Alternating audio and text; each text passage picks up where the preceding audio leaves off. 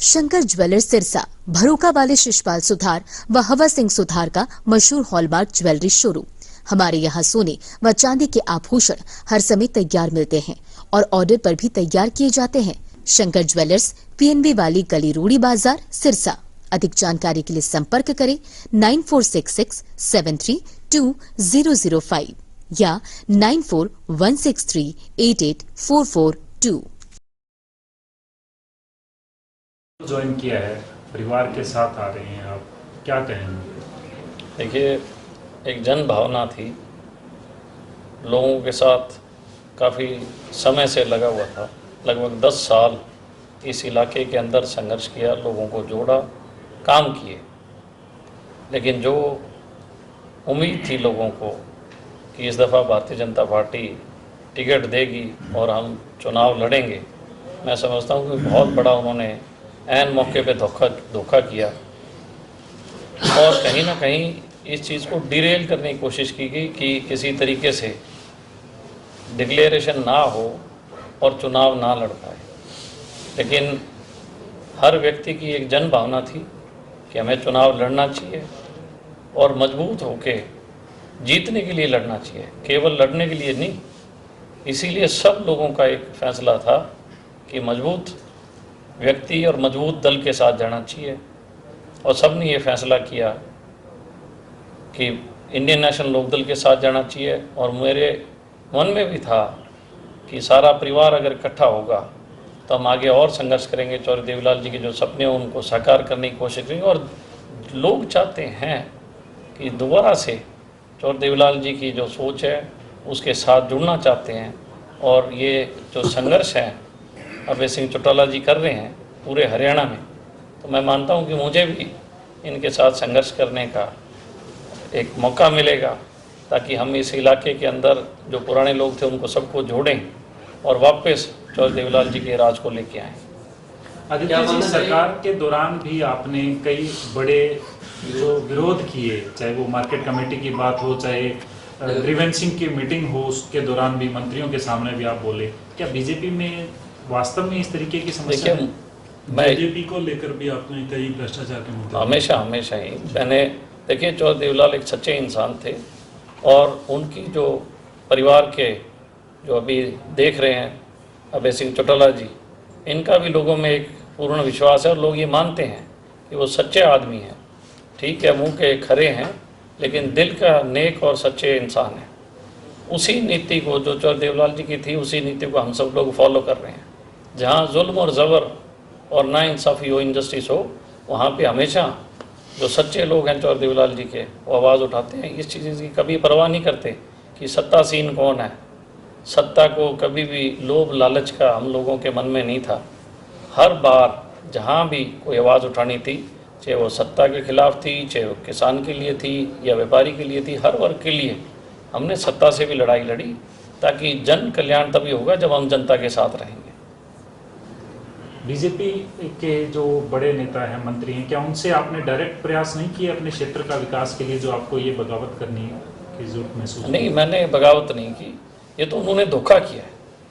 जब किसी व्यक्ति के साथ आप इतने समय से उसके साथ हो, और उसकी मैंने तो पूरे ज़िले में काम किया, लेकिन जो उम्मीद थी कि भाजपा टिकट देगी पर ऐन मौके पे उन्होंने धोखा करने का काम किया, तो मैं मानता हूँ कि ऐसा धोखा जनता को बर्दाश्त नहीं था। लोगों में रोष था और लोगों के इशारे पे हम सब लोग इकट्ठे हुए और हम सब ने फैसला लिया।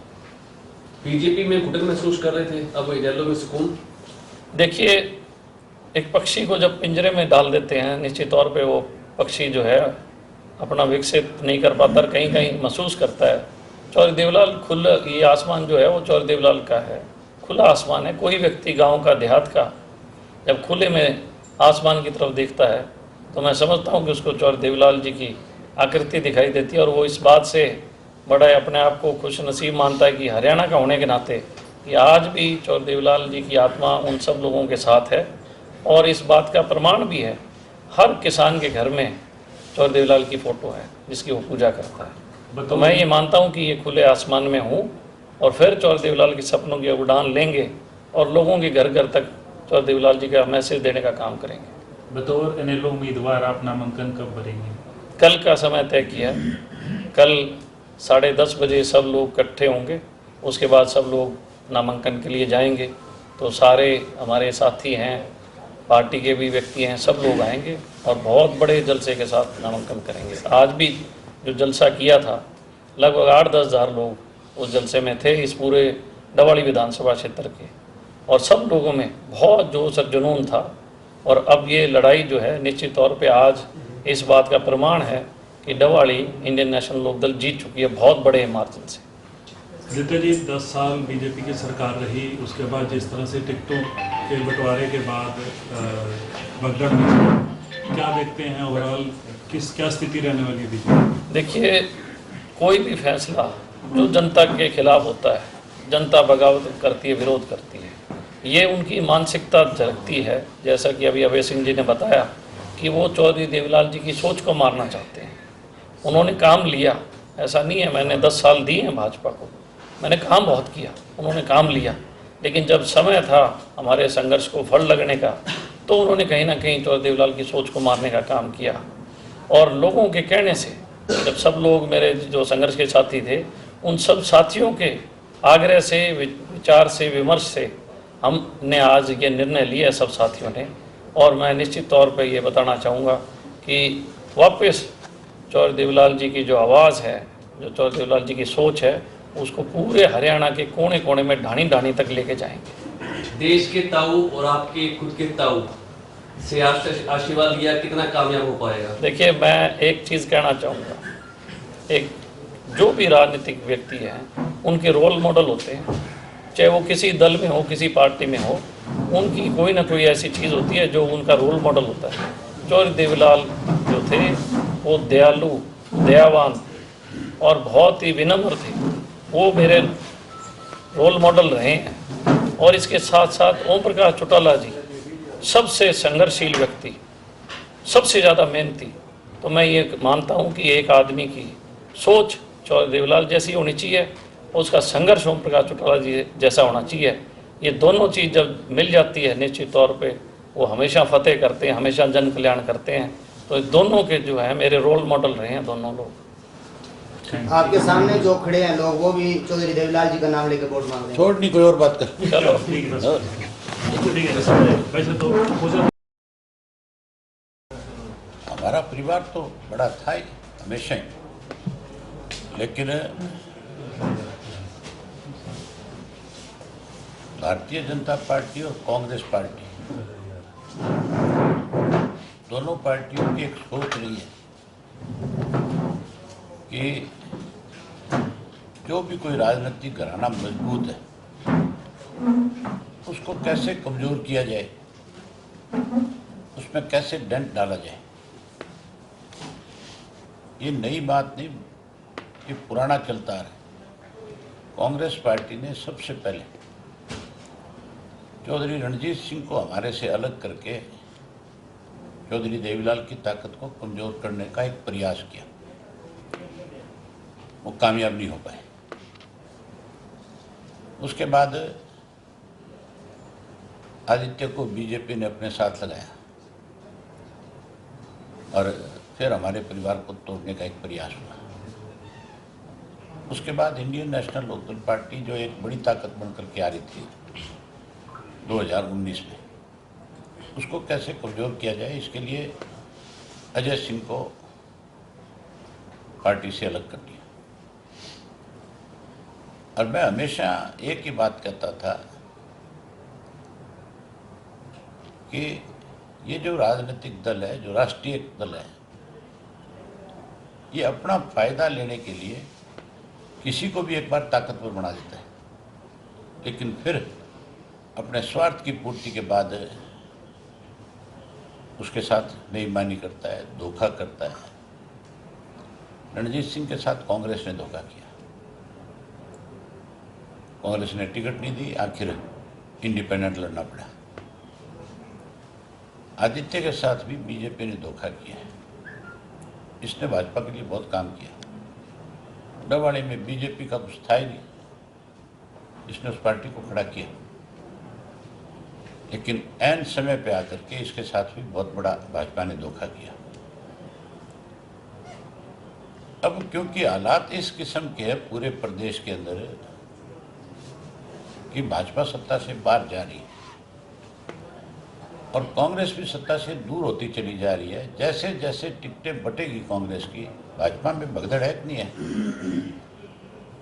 कांग्रेस में विस्फोट होगा, लावा फटेगा। जुलाना की टिकट ले लो आप। जुलाना के अंदर एक ऐसे व्यक्ति को टिकट दे दिया जो खिलाड़ी तो बहुत बड़ी थी, हम उसको बहुत सम्मानित करते थे, हमारा सम्मान था देश का। लेकिन कोई भी जब तक खिलाड़ी रहता है तब तक वो सबका प्रिय है। जब वो किसी राजनीतिक दल में चला जाता है उसके बाद वो सिर्फ एक दल का बन करके रह जाता है। वहाँ 80 लोगों ने फार्म भर रखे थे कांग्रेस की टिकट के लिए। अब उन 80 लोगों ने कल ही जैसे टिकट अनाउंस हुई उसके बाद ये कहा कि हमारे 20-20 हज़ार रुपये वापस करो। आपने उस व्यक्ति को टिकट दे दी जिसने 20,000 का फार्म भी नहीं भरा। टिकट तो दूर गई, हमारे पैसे तो दे दो। ये बड़ी बगावत है कि नहीं है? 80 लोग जिन्होंने फार्म भरे आज वो पैसा मांग रहे हैं और वो हुड्डा के खिलाफ नारेबाजी कर रहे हैं। ये तो एक कॉन्स्टिट्यूंसी है। जब सारियों पे टिकटें बटेगी तब आप देखना इन बाप बेटा को कोई सड़क पे नहीं चलने देगा, इनके कपड़े उतार देंगे लोग। और Indian national Lokdal party, Bahujan Samaj party जो है वो पार्टियां हैं दोनों राष्ट्रीय। अब स्थानीय मुद्दों का चुनाव है, अब विश्वास का चुनाव है। पूर्ण सत्ता में आने के बाद ज़्यादा सुविधा दे सकता है, इस बात का चुनाव है। चौधरी देवीलाल जब भी सत्ता मेरे जो वायदा करते थे पूरा करते थे। चौधरी ओम प्रकाश चौटाला ने 5 साल के अंदर सरकार आपके द्वार कार्यक्रम के तहत बहुत सारी सुविधाएं दी थी। बिना भेदभाव के सबको रोजगार दिया था, बिना भेदभाव के हर डिस्ट्रिक्ट में काम किया था। आज लोगों का विश्वास फिर हमारी पार्टी की तरफ बढ़ा है। आज हालात इस किस्म के हैं कि इन दोनों पार्टियों में से कोई पूर्ण बहुमत के साथ नहीं आएगा। हम 20 से 25 सीट जीतेंगे और सारी ताकत हमारे हाथ में रहेगी। किंग मेकर बनेंगे? नहीं, किंग मेकर नहीं बने, किंग बनेंगे। जो किंग मेकर बने थे आज हाशिए पे आ गए कि नहीं आ गए? हमने कभी किंग मेकर की भूमिका नहीं निभाई। चौधरी देवीलाल सीधे मुख्यमंत्री बने थे और चौधरी ओम प्रकाश चौटाला भी किसी मंत्रिमंडल में शामिल नहीं हुए थे। मैं भी किसी के दरवाजे पे नहीं जाऊंगा, बनूंगा तो मुख्यमंत्री बनूंगा, नहीं विपक्ष में बैठ करके लोगों की आवाज बढ़ूंगा। आदित्य के आने से हमारा जो डवाली विधानसभा क्षेत्र है जहाँ इसने मेहनत करी है वहाँ लगातार लोगों की एक भावना थी कि हमें इकट्ठा होना चाहिए और यहाँ की जिम्मेवारी इसको सौंपनी चाहिए। मैंने इसके लिए सर्वे कराया था और लोगों की भावनाएं जो थी, जो कार्यकर्ताओं से बात होती थी, हमने उसको आगे बढ़ाया। आज इंडियन नेशनल लोकदल पार्टी की 5 सीटें सरसा की कंफर्म हुई। दवाली से कल आदित्य नॉमिनेशन फाइल करेगा, चौटाला साहब सब नॉमिनेशन फाइल कराने जाएंगे और आज हजारों लोग जो है जिनके साथ लगातार ये संपर्क कर रहा था, जिनसे मिल रहा था, जिनके काम किए, वो सारे आए हुए थे और सब लोगों ने बहुत खुशी जाहिर करी इस बात की कि हमारी मेहनत जब रंग ले आएगी। मुझे बहुत भरोसा है डवाली के लोगों पे। हमारे साथ डवाली के लोगों का कोई राजनीतिक रिश्ता नहीं है, हमारे और डवाली के लोगों का रिश्ता सामाजिक और पारिवारिक है। लोग खूब खुल करके समर्थन देंगे, आशीर्वाद देंगे और बहुमत के साथ जिताएंगे। आज ही जो वहाँ की वीडियोग्राफी आप लोगों ने करी है, जो तुम दिखाओगे अपने सोशल मीडिया से, इलेक्ट्रॉनिक मीडिया से, तो जो कोई चुनाव के मैदान में घूम रहे हैं, जो कोई सहारा ले रहे हैं हमारे नाम का, आज उनकी असलियत सब लोगों के सामने आ जाएगी। कुछ लोगों ने तो माफ़ी मांगनी शुरू कर दी लोगों से कि हमारे से बड़ी भूल होगी, गलती होगी, हमें माफ़ कर दो। उन लोगों को इसलिए माफ़ी नहीं मिल सकती कि उन्होंने चौधरी देवीलाल की भावनाओं के साथ खिलवाड़ किया। वो स्वार्थी थे, केवल अपनी जेब भरने के लिए भारतीय जनता पार्टी के साथ खड़े हो गए थे और उन्होंने बहुत लूटने का काम किया था। ये हर आदमी को पता है इस बात का। अब तो लोग इंतजार कर रहे हैं कि किस दिन 6 तारीख 5 तारीख आए, वोट डालने का दिन आए, उस दिन तसल्ली करा देंगे, पूरा बैम निकाल देंगे। आप कब नॉमिनेशन भरोगे? मैं 12 तारीख को, मेरा 12 को नॉमिनेशन है। हम कल अपनी सारी सीटों का डिसाइड कर देंगे कि कौन कौन कहाँ से चुनाव लड़ेगा। कल हम और बहुजन समाज पार्टी के लोग संयुक्त रूप से लिस्ट जारी करेंगे। दवाली में घूमने चर्चा चल रही है कि बड़े चौटाला साहब ने वायदा किया था कि आदित्य को विधानसभा में भेजेंगे, तो समय आ गया, वादा पूरा कर दिया कि नहीं कर दिया? चौटाला साहब और चौधरी देवीलाल ने जिस किसी से वायदा किया उसको उन्होंने पूरा किया। उन्होंने किसी को लारा नहीं दिया। ये मान के चलो, जिस आदमी में संघर्ष का मादा होगा उसको विधानसभा लोकसभा में जाने से कोई नहीं रोक सकता। मुझे रोकने के लिए बहुत प्रयास हुए थे। सारा देश आकर के मेरे खिलाफ खड़ा हो गया था। सारी मशीनरी मेरे खिलाफ थी सरकारी। सैकड़ों करोड़ रुपया खर्च किया गया था, नहीं रुका ना। तो जो संघर्ष करते हैं, जो लोगों का विश्वास जीतते हैं, उन्हें आगे बढ़ने से कोई नहीं रोक सकता। ये ठीक है, रुकावटें पैदा कर सकते हैं, समय लग सकता है, लेकिन एक दिन मंजिल जरूर हासिल होती है। एक अभी जी दिग्विजय चौटाला का बयान था डबली हल्के को लेकर, अगर चौटाला साहब यहाँ से नॉमिनेशन फाइल करते हैं तो वो क्विट कर देंगे। क्या कहेंगे और क्या कहेंगे? उनसे ये पूछो कि तुम कहते हो कि वो चुनाव लड़े तो हम यहाँ से विड्रा कर देंगे। तुमने एक दिन जा कर के उनसे पूछा आपकी तबीयत कैसी है? ये बड़े हरामजादे लोग हैं, ये सबसे बड़े झूठे हैं, मक्कार हैं, ये हमारे गद्दार हैं। इनके लिए कोई जगह नहीं है हमारे पास। ये लोगों के बीच में जा कर के झूठ बोलते हैं सारा दिन, सुबह से शाम तक, इनका पेशा है। इनको लोग बहुत तसल्ली कराएंगे। सारा दिन स्वयं झूठ के कोई काम नहीं है। अब कहीं मंदिर में पैसे देते हैं, कहीं गौशाला में जाकर पैसे देते हैं। ये कह रहे थे ना जब लोकदल से अलग हुए थे, भी हमें घर से निकाल दिया, हमारा सब कुछ ले लिया। ये पैसे आए कहाँ से इनके पास? खेती तो सिर्फ ही 16 एकड़ की है जमीन, तो ये पैसा आया कहाँ से इनके पास? जब हमने सब कुछ रख लिया इनका, तो आज इनके पास गौशाला में देने को पैसे कहाँ से आए? आज शेड देने को कहाँ से आए? आज मंदिरों में पैसे देने के लिए कहाँ से आए? आज गलियां बढ़ाने के पैसे कहाँ से आए? आज लोगों को पाइप देने के पैसे कहाँ से आए? ये लूट का पैसा है कि नहीं है? इसका हिसाब होगा। 2025 के चेक दिखते हैं जी। हाँ, इसका हिसाब होगा कि नहीं होगा? भाजपा ने तो नहीं किया, हमारा राज बनने के बाद पक्का हिसाब होगा। जिन्होंने लोगों ने इस प्रदेश के अंदर लूट मचाई है, हम बिना भेदभाव के, हम तो विजिलेंस से, पुलिस से, इससे कोई इंक्वायरी नहीं कराएंगे। हम जुडिशरी इंक्वायरी कराएंगे, ताकि कल को कोई हमारे ऊपर ये उंगली ना उठाए कि ये तो परेशान कर रहे हैं। लेकिन जो पैसा इस प्रदेश का जिन्होंने लूटा और खाया है, पाई पाई वसूलने का काम करें।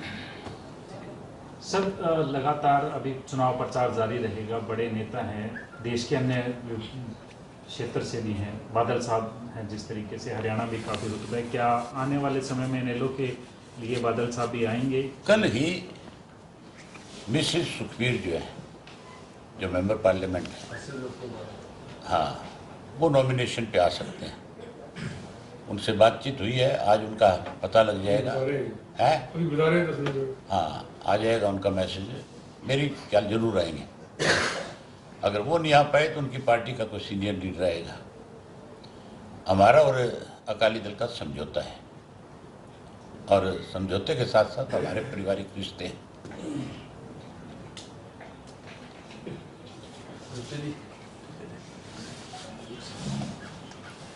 माइक